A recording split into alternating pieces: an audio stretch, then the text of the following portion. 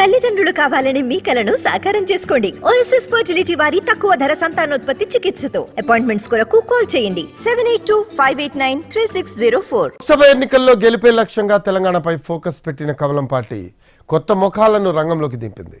దాదాపు సగం సీట్లలో కొత్త వారే ఉన్నారు. ఈ మధ్యనే పార్టీలోకి వచ్చిన వారిలో 7గురికి టికెట్ వరించింది. ఇక మిగిలిన 2 సీట్లు కూడా కొత్త వారికే దక్కనున్నాయి. పార్లమెంట్ ఎన్నికల్లో కమలదళం దూసుకుపోతోంది. 17 సీట్లకు 15 మందిని ముందే ప్రకటించింది. 5 బీసీలకు, 6 ఓసీలకు, ఎస్సీ ఎస్టీలకు 2 చొప్పున ప్రకటించింది. వరంగల్, ఖమ్మం సీట్లను పెండింగ్లో పెట్టింది. ఆదిలాబాద్ సిట్టింగ్ ఎంపీ సోయం బాపురావుకు చెక్ పెట్టిన బీజేపీ మాజీ ఎంపీ నగేష్కి సీట్ ఇచ్చింది. సగం పైగా సీట్లలో కొత్త వారికే ఛాన్స్ ఇచ్చింది. 4గురే పాతవారున్నారు. మిగిలిన వారందరూ ఈ మధ్య పార్టీలో చేరిన వారే. ఇంకా మిగిలి ఉన్న 2 సీట్లు కూడా కొత్త వారికే ఇచ్చే ఛాన్స్ ఉంది. గత ఎన్నికల్లో పోటీ చేసిన వారిని పక్కన పెట్టి పార్టీలో ఉన్న నేతలు తమకు అవకాశం ఇవ్వాలని విజ్ఞప్తి చేసినా పట్టించుకోలేదు. కొత్త వారికే జైకొట్టింది. సిద్ధాంతాలు, పార్టీ కోసమే పనిచేసిన వారికి ప్రాధాన్యత ఇవ్వాలన్న విధానాన్ని పక్కన పెట్టింది. మహబూబ్ నగర్, మెదక్ స్థానాల్లో గత పార్లమెంట్ ఎన్నికల్లో పోటీ చేసిన వారికే మరోసారి అవకాశం వచ్చింది.